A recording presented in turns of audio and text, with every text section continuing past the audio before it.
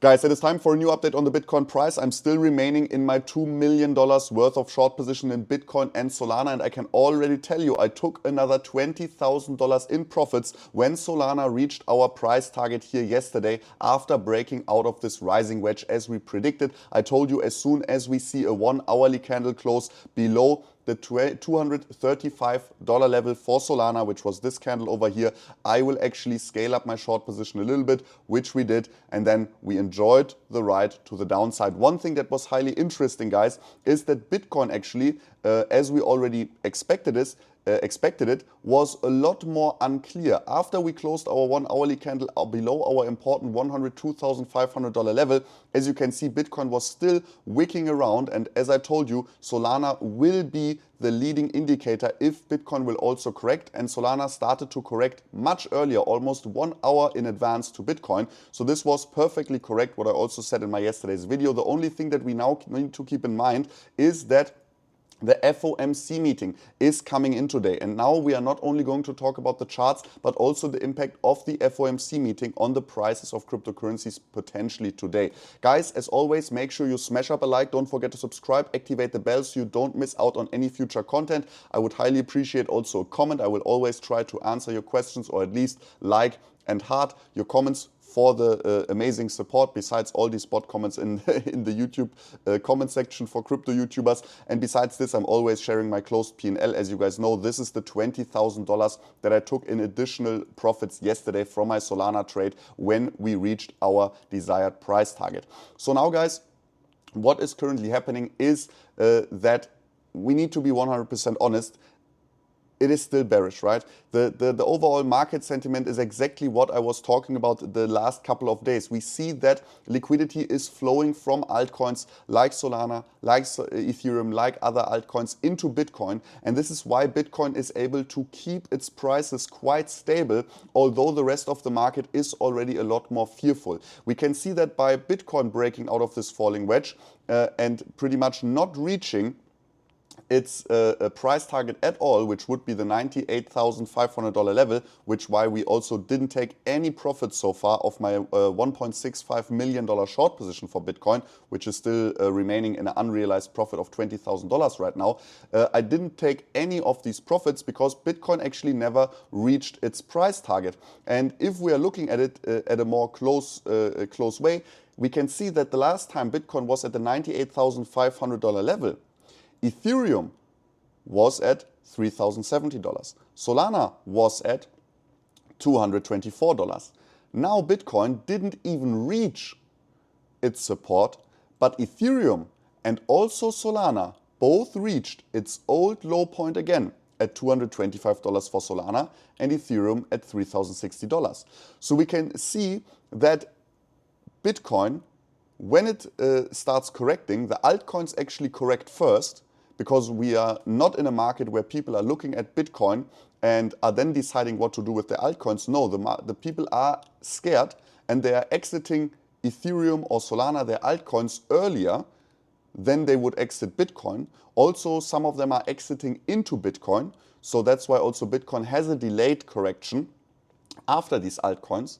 But the most relevant thing is, and this is something that we now saw exactly with this last correction over the last 24 hours, is that even though Bitcoin is able to reach its old highs, its old high points again after a correction, right? As we can see here, we reached our old high points once again here on the 4-hourly time frame, right? Even though we had a small correction.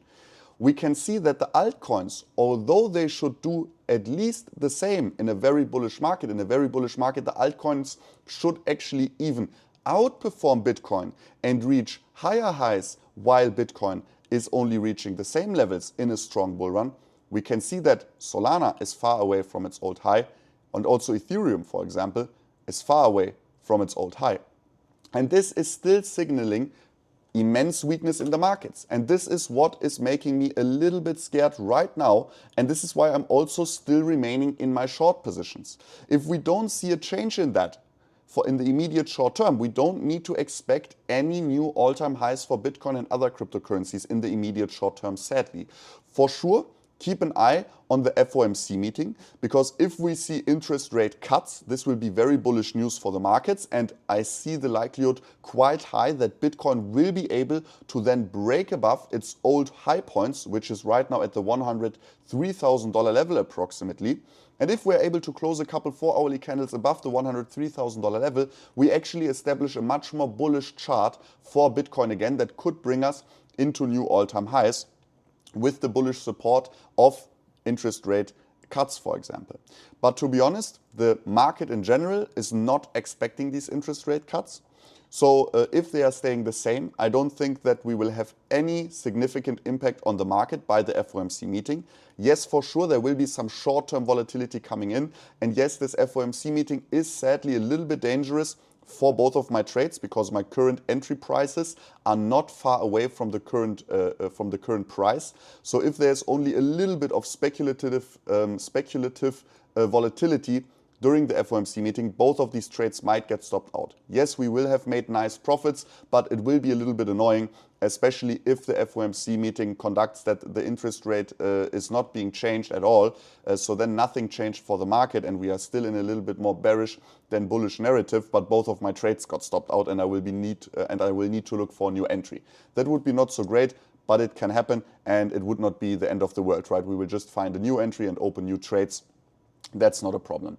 And yeah, that's already it, guys. To be honest, I don't want to confuse you. As you always know, what I always say, keep it simple, otherwise your P&L history will not look like this. I share my P&L history in every single video of mine. All of my trades I announce up front, so keep that in mind. And guys, by the way, if you want to have exclusive posts from me, 13 hours ago I posted that I'm closing half of my Sol short. For example, again, you just need an account on Levex. If you are on Levex and you are registered with another affiliate link, it's no problem. Just go to my profile, follow me there. You get all the information for free.